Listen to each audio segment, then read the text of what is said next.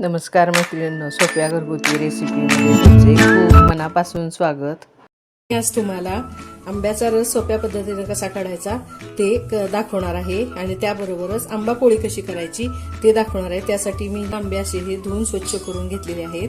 ह्याचा आपण पहिल्यांदा रस काढून घेऊया. रस काढण्यासाठी आंबे पहिल्यांदा चिरून घ्यायचे आहेत. हे मी आंबे असे चिरून घेतलेले आहेत. आता त्याचा आपण रस काढून घेऊया.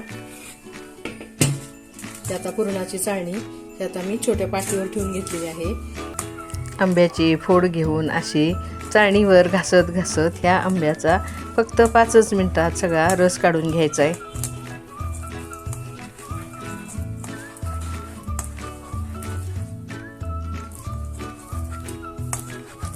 बघा ही साल कशी लगेच 2 मिनिटात आपली स्वच्छ झालेली आहे. सगळा ह्याचा रस निघून आलेला आहे. असं मी सगळ्या आंब्यांचा रस काढून घेते. बघा कसा 5 मिनिटात आपला आंब्यांचा रस काढून झालेला आहे. बघा कोळीला सालीला काहीच अगर राहिलेला नाहीये. बघा आता हे बघा कसं छान पडलेला आहे रस हा. आता काय ह्यात तुम्हाला हवं तेवढं दूध पाणी घालून साखर घालून तुम्ही ह्याचा आमरस 10 मिनिटात आपला आमरस तयार होतोय. बघा कसा छान एकसारखा पडलेला आहे. आपण आता ह्या आंब्याच्या रसाची आंबा पोळी कशी करायची ते बघणार आहे.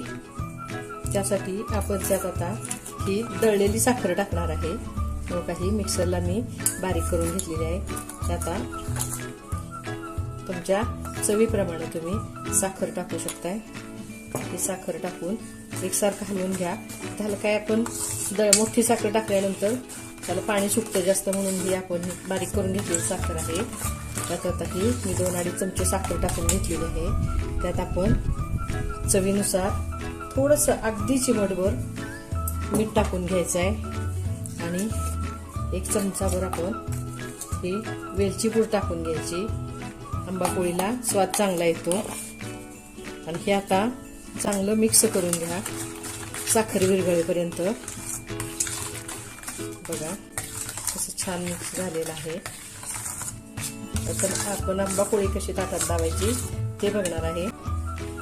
ही आंबा पोळी करत ठेवण्यासाठी आता आपल्याला उन्हात वाळत ठेवायचे. त्यासाठी ह्या मी छोट्या 2 प्लेटा घेतलेल्या आहेत आणि त्याला हे असं तूप लावून घ्यायचं आहे.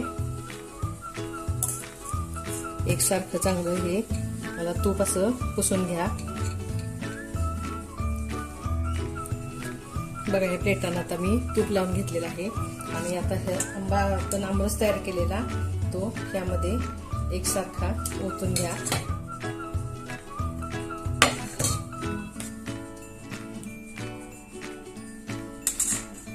दोन्हीमध्ये मी ओतून घेते आणि हे असं चांगलं पसरून त्यात आपण उन्हात वाळत ठेवणार आहे. छान असं एकसारखं पसरून घ्या.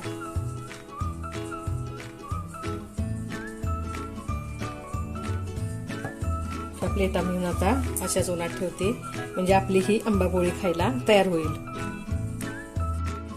बघा फार जाड नाही फार पातळ नाही असा हा रस ओतून घेतलेला आहे मी. बघा मैत्रिणींनो, ह्या सगळ्या प्लेट्स आपण अशा आणून उन्हात ठेवलेल्या आहेत. ह्यात आपण आंबा पोळी चांगली सुकवून घेऊया.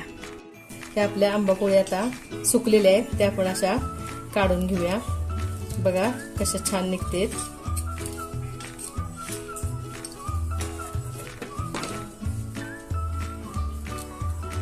बघा अशा ह्या काढून घ्या.